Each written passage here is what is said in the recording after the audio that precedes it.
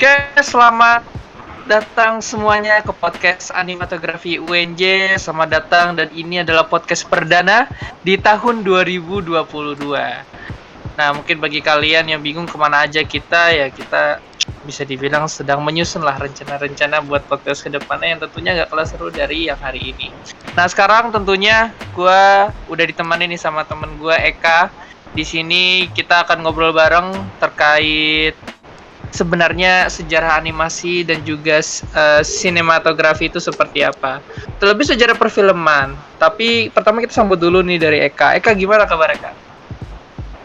Halo kalian semua, buat yang ngedenger sore hari ini atau malam yang ngedenger, gue Eka, kenalin.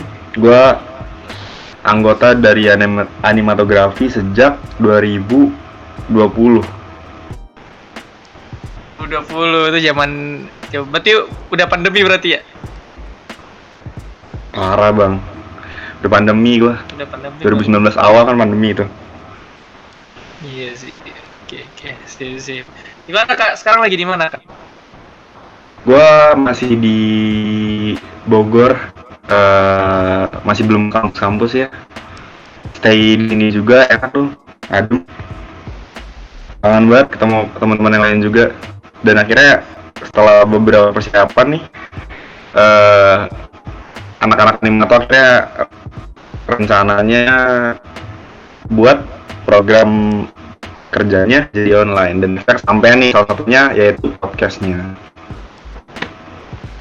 Oke, tapi sayang banget sih ya, kampus sekarang lagi masa lockdown untuk pembatasan kegiatan. Tadi itu kita pengen pakai ruangan animatografi yang di gedung L. Tapi ya udahlah ya, kita nurut dulu karena kalau misalnya nggak gitu ya nanti COVID kapan-kapannya gitu. Kalau misalkan COVID kapan kita buat acaranya nggak sih? Iya sih, benar-benar. Oke, kalau gitu kita ke kisahnya kali ya. Karena sebenarnya dari gue sendiri tuh udah berapa lama sih ya, itu udah mulai tertarik di bidang perfilman, baca-baca gitu kayak masalah kok bisa ada orang kepikiran buat bikin film. Nah, kalau dari lu sendiri baca-baca yang kayak gitu juga nggak buat interest di bagian perfilman? Pas gue bilang di podcast ini dan gue dikasih tema soal sejarah film tuh, gue rasa ini jadi suatu pembuka yang bagus gitu ya buat di awal tahun program animato di generasi baru ini, soal buka tema ini dengan sejarah film, karena itu tuh fundamental banget gak sih? Di awal dengan sejarah film, kenapa film itu dibuat, gimana caranya awal-awal film itu dibuat, menurut gue itu cocok sih dibahas. Dan setahu gue sih kalau kita ngomong soal film tuh ya nggak ada habisnya sih ya, mulai dari zaman-zaman dulu belum ada CGI, terus sampai sekarang tahun 2000, terus dinamika film di berbagai daerah kan latar belakangnya luas banget tuh. Dan yang pengen gue denger nih di awal nih, soal lo nih bang, gue pengen denger dari lo nih, ketika lo ngedenger kata sejarah sama film digabungin itu, apa yang ada di pikiran lo bang? Oke, nih gue ya ini langsung kebit aja ya. Itu gue inget zaman-zaman si apa tuh yang foto, pokoknya dia tuh moto kuda. Habis itu kudanya tuh difoto beberapa kali kayak jepret. Lu tahu biasa kalau jepret 1 2 3 seret tahu gitu. Apa sih? Apa di situ namanya itu rapid tech shot atau apa dah itu, gue lupa dah.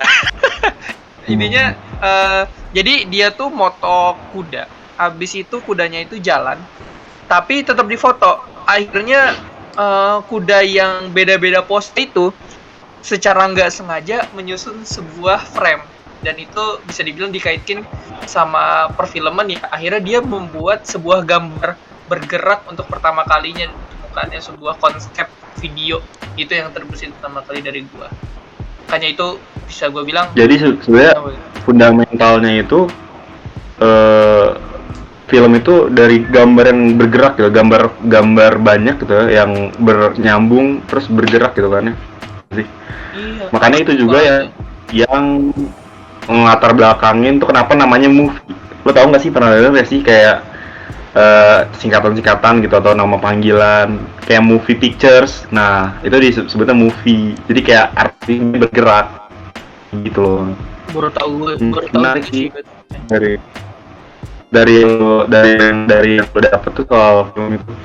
Dan kalau kita ngomongin sejarah soal film ya, di setiap tahun itu pasti ada teknologi-teknologi baru yang sebenarnya eh, nyambung juga, dipakai juga, diterapin di eh, film gitu, sejarah film. Jadi kita ambil dulu deh di bagian pertama ini, gue pengen bahas film tuh dari sejarah angle-nya itu kita ambil dari teknologinya. Nah, di bagian-bagian awal sekitar tahun 30 tahun 40 itu tuh pengambilan film tuh masih kayak simple banget. Kalau kita lihat prinsipnya tuh kayak simple banget. Belum ada yang namanya kamera.